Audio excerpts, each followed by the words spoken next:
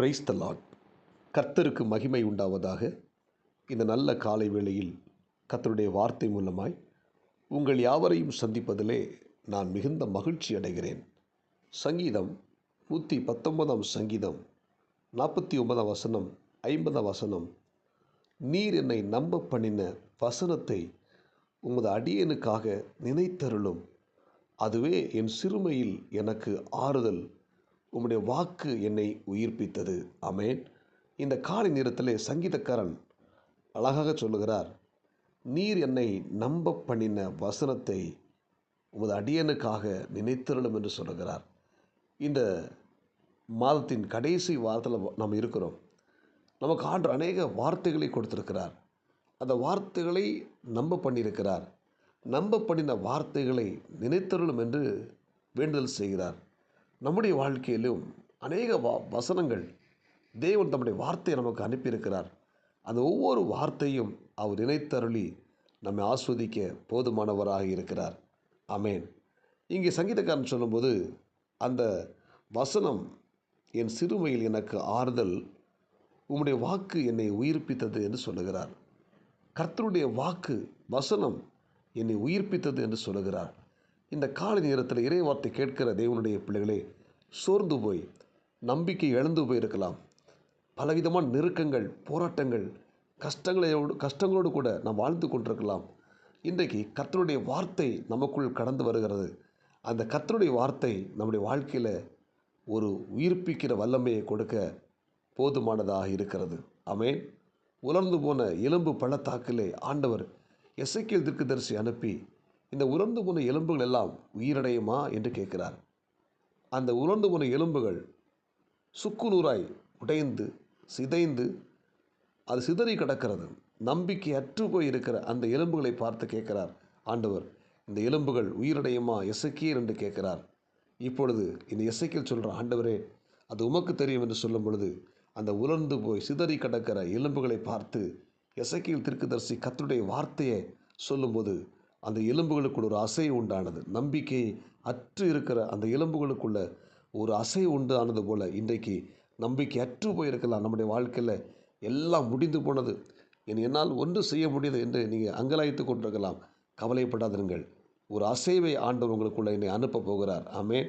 கர்த்தருடைய வார்த்தையை அந்த எசேக்கியேல் தீர்க்கதரிசி அந்த உலர்ந்து போன எலும்புகள் மத்தியில் பிரசங்கம் பண்ணும்போது, அந்த கர்த்தருடைய வார்த்தையை கேட்ட அந்த எலும்புகள் அசைவு உண்டாகி, அந்த எலும்புகள் தன் எலும்போடு ஒன்று சேர்ந்து, அந்த எலும்புகள் அதன் மேலே நரம்புகள் உண்டாகி, சதை உண்டாகி, தோல் உண்டாகி, அந்த உலர்ந்து போன எலும்புகள் ஒரு மகா பெரிய சேனையாய் எழும்பி நின்றது போல இன்றைக்கு ஆண்டவர் உங்களை அற்பமாய் இருக்கிற உங்களை ஆச்சரியமாய் நடத்தப் போகிறார். அல்லேலூயா. நம்பிக்கை அற்று போயிருக்கிற உங்கள் வாழ்க்கையில் ஒரு நம்பிக்கையை ஏற்படுத்துகிறார். அவருடைய வாக்கு உங்களை உயிர்ப்பிக்க போகிறது. ஆமென். கர்த்தருடைய வசனத்தை விசுவாசிப்போம். ஆண்டவருடைய வார்த்தையை நாம் நம்புவோம். அது நம்மை உயிர்ப்பித்து அநேகருடைய கண்களுக்கு முன்பதாக அற்புதமாக ஆச்சரியமாய் நடத்த போதுமானதாக இருக்கிறது. அல்லேலூயா.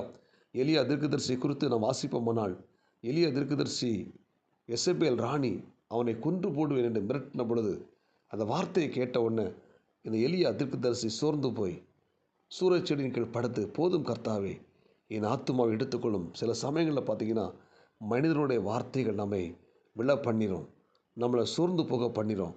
இந்த எலியா தீர்க்கதரிசி, வல்லமையான தீர்க்கதரிசி, இந்த எசபேலின் வார்த்தையை கேட்ட உடனே இவன் சோர்ந்து போயிட்டான். போதும் கர்த்தாவே, என்னை எடுத்துக்கொள்ளும் என்று சொல்லுகிறான். அப்பொழுது தேவன் தம்முடைய தூதனை அனுப்பி அவனுக்கு சுடப்பட்ட தழலிலே நல்ல அப்பத்தை கொடுத்து தண்ணீரை கொடுத்து, எலியாவே நீ செல்ல வேண்டிய தூரம் வெகு தூரம் என்று சொல்லி அவனை மறுபடியும் தட்டி பலப்படுத்தி அனுப்பி, அந்த எலியா மறுபடியும் புறப்பட்டு போய் தன்னுடைய தேவன் கொடுத்த அந்த வேலையை திட்டத்தை செய்து முடித்தார். அல்லேலூயா. செத்து போக நினைத்த அந்த எலியா சுழல் காற்றினால் உயிரோடு பரலோகத்தை எடுத்து கொள்ளப்பட்டான். அன்புக்குரிய தேவனுடைய பிள்ளைகளே, கர்த்தருடைய வார்த்தைகள் நம்மை உயிர்ப்பிக்கும். ஒருவேளை மனுஷனுடைய வார்த்தைகள் நம்மை விழ பண்ணியிருக்கலாம், நம்மளை காயப்படுத்தியிருக்கலாம், நம்முடைய வாழ்க்கையில் எழும்ப முடியாமல் ஆக்கியிருக்கலாம். அந்த மனுஷனுடைய வார்த்தையை விட தேவனுடைய வார்த்தை வல்லமை உடையது. ஆமென்.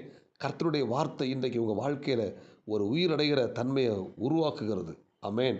சோர்ந்து போகாதீங்க, விசுவாசமாயிருங்க.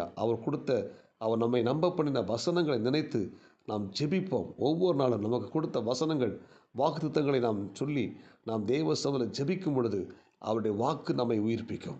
ஆமென். இந்த வார்த்தை கேட்கிற தேவனுடைய பிள்ளைகளே, நம்பிக்கை இழந்து போயிருக்கிறீங்களா? கவலைப்படாதீங்க. சோர்ந்து போயிருக்கீங்களா? கவலைப்படாதீங்க. யாருமே எனக்கு இல்லை, எனக்கு உதவி செய்ய ஒருவரும் இல்லை அப்படிங்கிற நிலைமையில் இருக்கிறீங்களா? கவலைப்படாதீங்க. இன்றைக்கு கர்த்தர் நம்முடைய வாக்கை அனுப்புகிறார். அந்த வாக்கு உங்கள் வாழ்க்கையில் ஒரு நம்பிக்கை ஏற்படுத்துகிறது. உங்களுக்கு ஒரு உயிர்ப்பிக்கிற தன்மையை கொடுக்கிறது. நம்பிக்கை இழந்து போயிருக்கிற உங்கள் வாழ்க்கையில் ஒரு புதிய நம்பிக்கை ஏற்படுத்துகிறது. நிச்சயமாக உங்கள் வாழ்க்கையில் அற்புதங்களை ஆண்டவர் செய்வார். நல்லது நடக்கும். ஆமென். புதிய காரியங்களை செய்வார். கடன் பாரங்கள், நெருக்கங்கள் மாறும். வேதனைகள் நீங்கும். கட்டுகள் நீங்கும். குடும்பத்தில் இருக்கிற பிரச்சனைகள் நீங்கும். நிறைவான ஆசீர்வாதத்தை கொடுத்து, வருமானத்தை கொடுத்து நம்மை ஆண்டு பலப்படுத்துவார். ஜெபிப்போமா? பரலோக தேவனே, இந்த இறைவார்த்தை கேட்ட ஒவ்வொரு தேவனுடைய பிள்ளைகளுக்காக நான் ஜெபிக்கிறேன். ஆண்டவரே, சங்கீதக்காரன் சொல்லும்போது, நீர் என்னை நம்ப பண்ணின வசனத்தை உமது அடியனுக்காக நினைத்தருளும். அதுவே என் சிறுமையில் எனக்கு ஆறுதல். உம்முடைய வாக்கு என்னை உயிர்ப்பித்தது என்று சொல்லி அவன் ஜெபித்தது போல இன்றைக்கு நாங்களும் ஜெபிக்கிறோம். ஆண்டவரே, உம்முடைய வாக்கு இந்த இறைவார்த்தை கேட்கிற ஒவ்வொரு பிள்ளைகளையும் உயிர்ப்பிக்கட்டும். ஆண்டவரே, செத்துப்போன சரீரங்கள், செத்துப்போன அணுக்கள் எல்லாம் உயிர் அடையட்டும் இயேசுவின் நாமத்தினால. ஆண்டவர், நான் விசுவாசமாக ஜெபிக்கிற ஆண்டவரே, இந்த இறைவார்த்தை கேட்ட ஒவ்வொரு தேவனுடைய பிள்ளைகளையும் கர்த்தர் ஆசீர்வதிங்க, பாதுகாத்து கொள்ளுங்க. இயேசுவின் நாமத்தில் ஜெபிக்கிறோம் நல்ல பிதாவே. ஆமென். God bless you. உங்களை யாவரையும் கர்த்தர் ஆசீர்வதிப்பாராக. இந்த நாள் உங்களுக்கு இனிமையாய் அமையட்டும். ஆமென்.